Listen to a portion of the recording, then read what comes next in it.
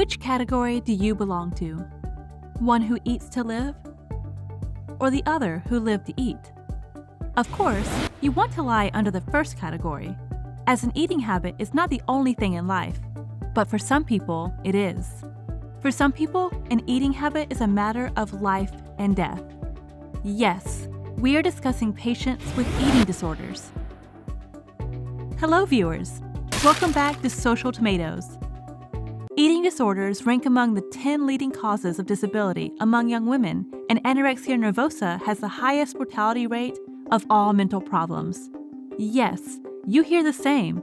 You can die of a bad eating habit. Eating disorders are immense conditions that impact the lives of thousands and millions of people around the globe. About this prevailing problem, Social Tomatoes has brought you some astonishing information and facts. An eating disorder is a serious mental illness characterized by disturbed eating habits. Only in the USA, there are about 30 million people who suffer from such eating disorders.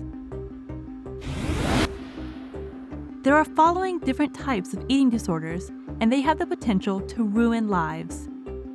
1. Anorexia nervosa. 2. Bulimia nervosa. 3. Binge eating. And 4. pica.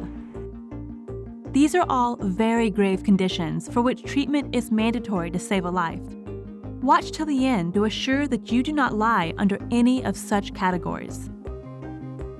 Wait a minute. Before we move forward, we first need to clarify that eating disorders are not caused by eating some particular food, while it is an abnormal psychological condition in which your eating habits are peculiar and weird. Concerns of eating disorders in adolescents have increased over time as it affects 10% of the girls' population. Statistics show 2.7% of teens in the U.S. have an eating disorder between the age of 13 and 18. Entering into puberty can be a time woven with intense emotions, stress, and confusion. This period of physical and social development is what makes teens susceptible to developing eating disorders. It must be shocking that 4% of adolescents and teens, ages 13 to 18, suffer from anorexia, bulimia, or binge eating disorder worldwide, due to unhealthy weight control behaviors of 30% of teenage boys and 50% of teenage girls. Let's have a look at each condition in detail.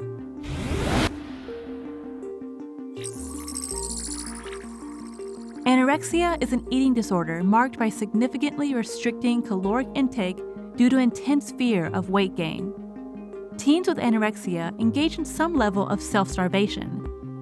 Anorexic individuals are typically obsessed with being thin. 90% of teens with anorexia are female, and young women with anorexia are 12 times more likely to die than normal women of the same age. Anorexia nervosa is the third most common chronic illness among teenage girls. Anorexia also has the highest mortality rate of any psychiatric disorder. Almost 1% of American women at some point in their life will suffer from anorexia. This condition is closely linked with depression. Many people die from anorexia, and 1 in 5 of those deaths is attributed to suicide.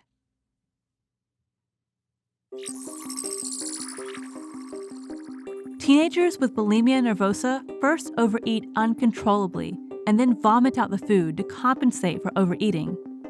Isn't it awful that you eat a lot and then intentionally vomit it out to get the balance? Why not eat under control in the first place?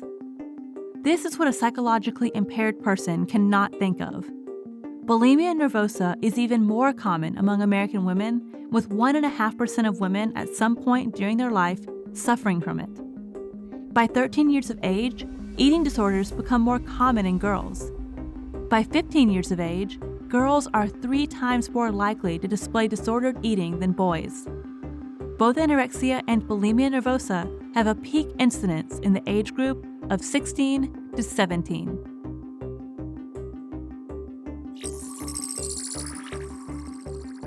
Binge eating disorder is characterized by excessive eating, leading to obesity, diabetes type 2, and other complexities.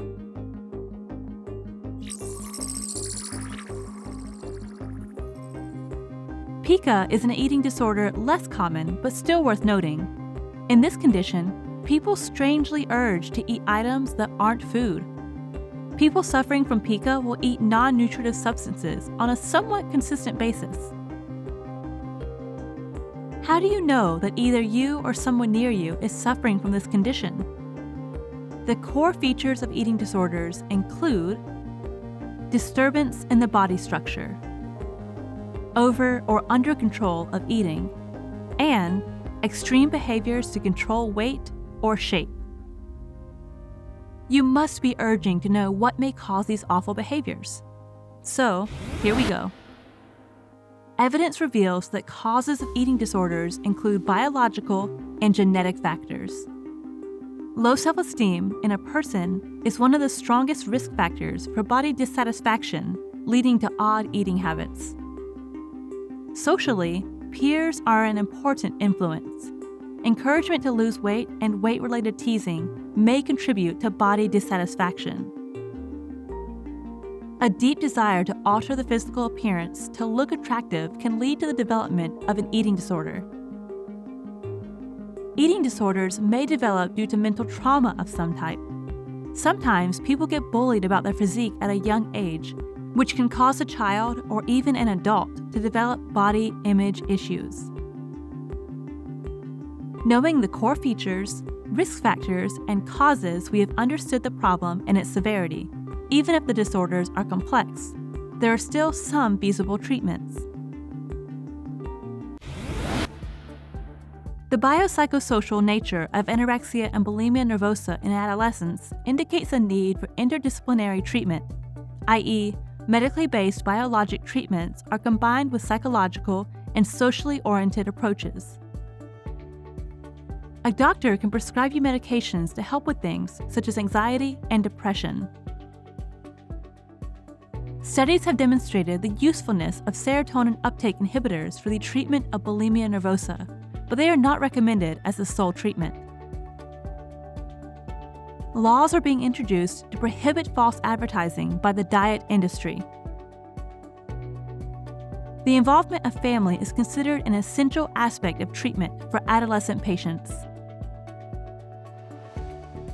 Boys make up approximately 10 to 15% of the adolescent and teenage population with eating disorders, but are much less likely to seek treatment due to the gender stereotypes surrounding the disorders. Do you have anyone with this condition in your surrounding? If yes, then what do you intend to do for that person? Which treatment will you suggest to him or her? As an important member of your society, how will you play your role for these patients with eating disorders?